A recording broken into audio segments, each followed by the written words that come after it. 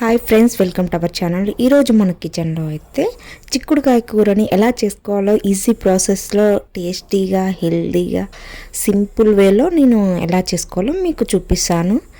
మన కిచెన్లో ఈరోజు ఇంకా ఆఫ్టర్నూన్ లంచ్కి అయితే చిక్కుడుకాయ కర్రీ అండి.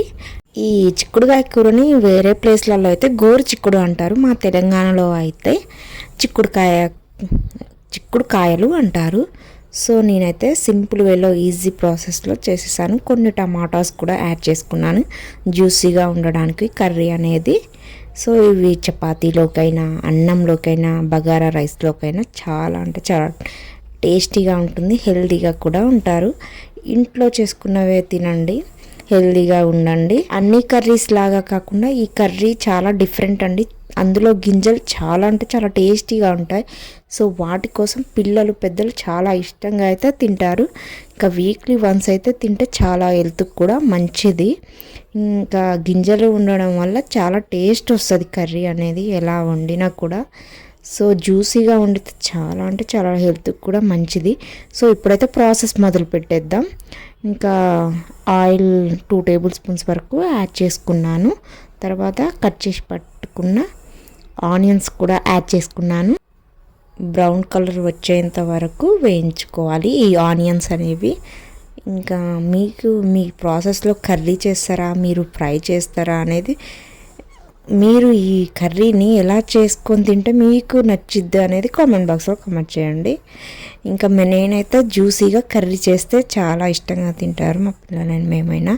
సో అందుకోసమని నేను కర్రీ చేస్తున్నాను. కొద్దిగా పచ్చిమిర్చి కొన్ని యాడ్ చేసుకొని బ్రౌన్ కలర్ వచ్చేంత వరకు వేయించుకున్నాను. జీలకర్ర పసుపు యాడ్ చేసుకొని తర్వాత కట్ చేసి పెట్టుకున్న గోరు చిక్కుడుకాయలను అయితే యాడ్ చేసుకొని ఇంకా కలిపి మూత పెట్టుకొని ఉడకనివ్వాలి. పచ్చి వాసన పోయేంత వరకు ఉడికించుకోవాలండి. ఇవి ఆయిల్లో అయితే కొద్దిగా సాల్ట్ యాడ్ చేసుకుంటున్నాను 2 టేబుల్ స్పూన్స్ వరకు.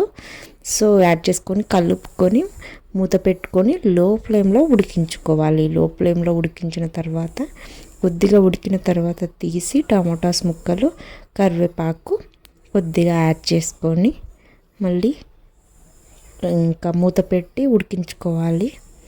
తర్వాత ఇంకా ఆయిల్లో ఉడికాక కొద్దిగా అల్లం కూడా యాడ్ చేసుకున్నాను. ఇప్పుడైతే నేను అల్లం యాడ్ చేసుకున్నాక కలిపి ఇంకా బాగా కలుపుకొని అంతా కలిసేంత వరకు కలిపి మూత పెట్టుకున్నాను. ఉడికిపోయిందండి. తర్వాత నేను కారం, ఎల్లిపాయలు దంచి కలుపుకున్నాను. మసాలా, గరం మసాలా కూడా యాడ్ చేసుకున్నాను. రెడీ అయిపోయిందండి. కర్రీ అయితే చాలా అంటే చాలా టేస్టీగా ఉంటుంది. మీరు కూడా మీ ఇంట్లో ట్రై చేయండి, చూడండి. ఇంకా లో ఫ్లేమ్లో పెట్టి ఉడికించుకున్నాను. కర్రీ అయితే రెడీ అయిపోయింది. చూసేయండి ఎంత జ్యూసీగా వచ్చిందో. ఇది చపాతీలోకి అయితే చాలా బాగుంటుందండి. ఇంకా నేనైతే కొద్దిగా కొత్తిమీర చల్లుకుంటున్నాను. ఇప్పుడు చల్లేసానండి. చూడండి ఎంత బాగా ఉందో. కర్రీ అన్నంలోకైనా చపాతీలోకైనా చాలా అంటే చాలా టేస్టీగా ఉంటుంది. మీరు కూడా తప్పకుండా మీ ఇంట్లో ట్రై చేయండి. మీ పిల్లలకి చాలా నచ్చుతుంది ఈ కర్రీ అనేది. ఇందులోకి కావాల్సిన విటమిన్స్, మినరల్స్, బాడీకి సరిపోను చాలా విటమిన్స్ అయితే ఇందులో దొరుకుతాయండి ఈ కర్రీలో. నేను గోరు చిక్కుడు విన్నాను, మటన్లో కంటే గోరు చిక్కుడు గింజలలో ఎక్కువ విటమిన్స్, ప్రోటీన్స్ ఉంటాయని. సో చాలా హెల్త్కి అయితే ఈ కర్రీ అనేది మంచిది. కర్రీ ఎక్కువగా తీసుకోండి, రైస్ తక్కువగా తీసుకోండి, చాలా హెల్తీగా ఉంటారు. సో ప్లీజ్ సబ్స్క్రైబ్ చేయడం మర్చిపోకండి.